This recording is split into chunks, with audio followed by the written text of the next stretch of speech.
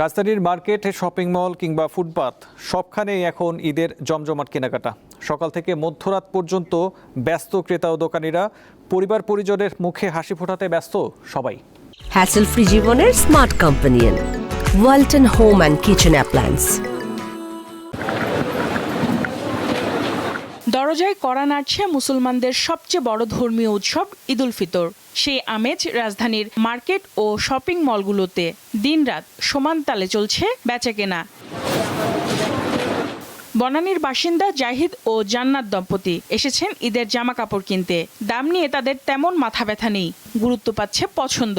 চয়েসের উপর ডিপেন্ড করে, যেটাই চয়েস হচ্ছে ওটাই, যেমন টাইপই হোক, গাউন দেন হচ্ছে লং টাইপ ড্রেসগুলো, এগুলোতে বেশি প্রাধান্য দেওয়া হচ্ছে। 3 পিস শাড়ি সব কিছুই নেওয়া হচ্ছে, তাও স্টিল কন্টিনিউ চলতেছে। এখন পর্যন্ত 4-5টা ড্রেস নেওয়া হয়েছে। ওর হচ্ছে চয়েসের উপরে ডিপেন্ড করে, আর হচ্ছে আমার যেটা চয়েস হচ্ছে আমি ওইটা কিনে দিচ্ছি। এখনো আমার শপিংই কমপ্লিট হয়নি, ওদেরটা কমপ্লিট করার পরে তারপর আমারটা করব। ফ্যামিলি এগুলো সব মিলে অ্যাভারেজ 80+ চলে গেছে। নগরবাসী এখন ব্যস্ত পরিবার পরিজনের জন্য ঈদের কেনাকাটায় ছুটছেন এক মার্কেট থেকে আরেক মার্কেটে। পছন্দ হলে তো সবই নেওয়া যায়, যেটা কমফোর্টেবল হয়, বাট হয় যে 10-20 রেঞ্জ এরকমের মধ্যেই রিজনেবল লাগে আমার কাছে। কোটস নিয়েছি, কুর্তি নিয়েছি, কামিজ নিয়েছি।